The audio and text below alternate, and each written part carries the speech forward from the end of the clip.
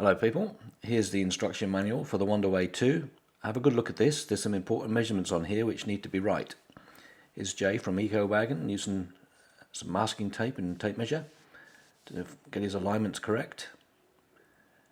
Take your time over this because the landing zones for where you put the frame tape, which Jay's just about to do, and they're in a critical place, and that frame tape, that translucent material, is the only thing between the bike rack and your lovely paint.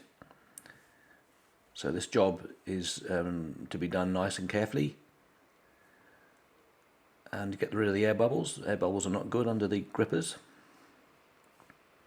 Once you've done that, have another look, because you're going to need to mount the thing and do the torquing sequence. You can see it's just under 13 kilos. It's very light considering the bulk of it.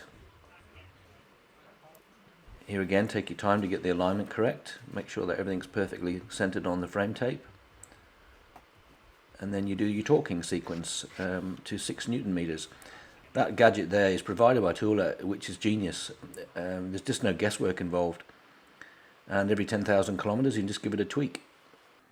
So just doing a final inspection to make sure that the straps and ratchets are where they're supposed to be. If you haven't got a California, you'll have to uprate your gas struts on the tailgate. Simple job. Taking it from the 985 Newton meter struts to the modified 1200 Newton meters. It's a quick job but essential, otherwise your tailgate won't stay up. Now a very good time to familiarise yourself with the straps and latches.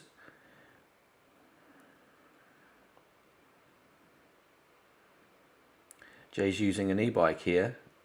The van's on a bit of an incline, which makes it slightly difficult to mount. It's probably not a good idea to do it on an incline because you have to stretch it that little bit higher. But saying that, Jay makes light work of it. On the way to this location, I was quite keen to listen out to see if the rack would make any squeaks or groans, which it didn't. The only evidence of the rack being on the van at all was, as Jay said, through the rear vision mirror. It was absolutely silent. There was no squeaks from the bikes, nothing. So that rack there can hold 4 bikes at a maximum of 60 kilos. It's called the Wanderway 2 because it comes with the 2, but you can be the Wanderway 4 if you get the extra 2 carriers. So that's 60 kilos. That's a lot of weight. That's 3 bags of sand. That shows that Thule's engineers have done their job well and truly properly.